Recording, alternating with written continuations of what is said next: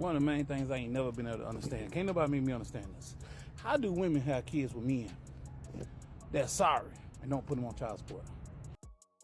So I saw your video and I know the answer to your question because I have already been told by some of the moms why they will not put a bad guy on child support, but they'll put a good guy on child support. Now, to be honest, they didn't say why they put a good guy on child support, but it's pretty obvious. So the bad guy doesn't go on child support because a lot of times they feel like if they do that, the bad guy might circle around and ask for custody.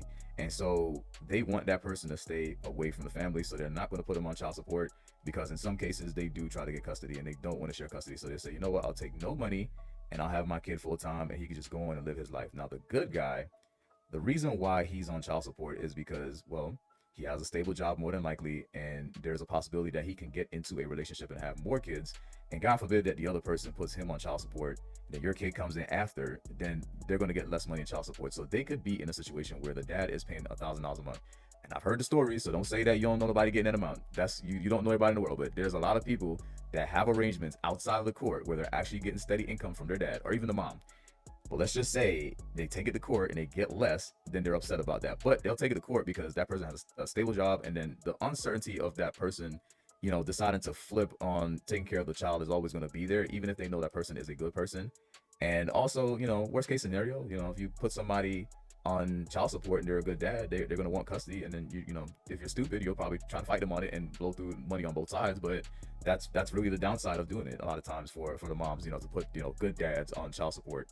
A lot of people assume that good dads are not on child support, and they think that only bad dads are on child support because most people feel like child support should be for deadbeat dads, but that's not what's going on. Child support is for active dads.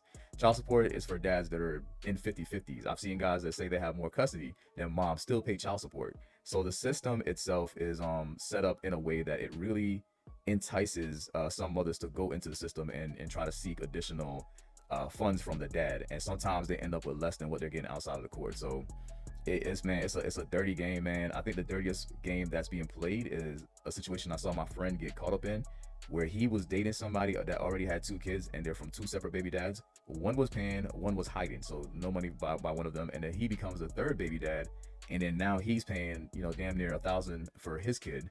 And so I guess the game when it comes to child support, if you're a woman, you're playing it, is to have multiple baby fathers and be the first baby mom for that father so you can get max support, especially in situations where they don't want to be involved as much. So it's a dirty game with child support, and people hate when you say that it's weaponized against men because they assume that men on child support are bad men. But I know I'm not a bad man or a bad dad. I've never been any of that, and I've been on it, and I've had to pay more than I was supposed to pay. I've had to pay thousands to get that corrected. The child support game is a dirty game, man. But yeah, a lot of deadbeats are not on there.